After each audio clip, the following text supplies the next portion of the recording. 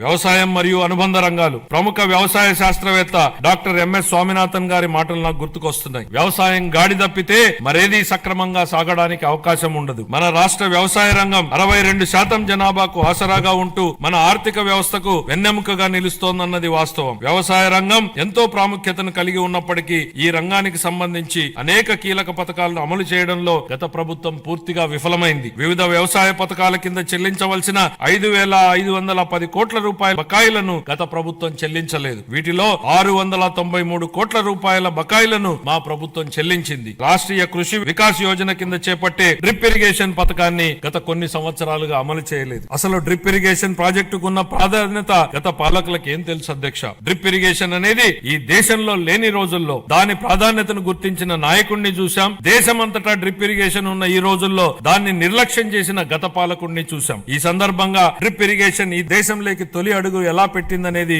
ఈ తరానికి తెలియజెప్పాల్సింది అధ్యక్ష. డ్రిప్ ఇరిగేషన్ గురించి ఎవరూ ఆలోచన చేయని 90వ దశకంలో ఇజ్రాయెల్ టెక్నాలజీని రాష్ట్రానికి తేవాలన్నారు చంద్రబాబు నాయుడు గారు. అధ్యయనానికి ఇజ్రాయెల్ కి వెళ్లిన కమిటీలో నేను సభ్యుడిగా ఉన్నాను అధ్యక్ష. 3 ఐఏఎస్ అధికారులను నన్ను సభ్యుడిగా ఆ కమిటీలో నియమించారు. నాటి ఉమ్మడి రాష్ట్ర ముఖ్యమంత్రి చంద్రబాబు గారి సూచనల మేరకు దాన్ని అధ్యయనం చేసి అందించిన నివేదిక ఆధారంగా దేశంలోనే తొలిసారిగా ఉమ్మడి రాష్ట్రంలో డ్రిప్ ఇరిగేషన్ పైలట్ ప్రాజెక్ట్ ప్రారంభించారు. దీనిపై నాటి కాంగ్రెస్ పార్టీ అవహేళన చేసింది. ఆ తర్వాత డ్రిప్ ఇరిగేషన్ పై జాతీయ స్థాయిలో వేసిన టాస్క్ ఫోర్స్ కు ఆయనే నేతృత్వం వహించారు. ఇవాళ డ్రిప్ లేని రాష్ట్రం లేదు, డ్రిప్ లేని పొలం లేదు. What Chandrababu Naidu thinks today the nation thinks tomorrow అనడానికి ఇంతకన్నా ఏ నిదర్శనం కావాలని అడుగుతున్నా అధ్యక్ష. ఇలాంటి డ్రిప్ ఇరిగేషన్ ను గత ప్రభుత్వం పూర్తిగా నిర్లక్ష్యం చేసింది. కేంద్ర ప్రభుత్వం డ్రిప్ ఇరిగేషన్ పథకం కోసం విడుదల చేసిన 616 కోట్ల రూపాయలను దారి మళ్లించింది. మా ప్రభుత్వం ఏర్పడిన తర్వాత డ్రిప్ ఇరిగేషన్ కోసం 176 కోట్లను విడుదల చేసి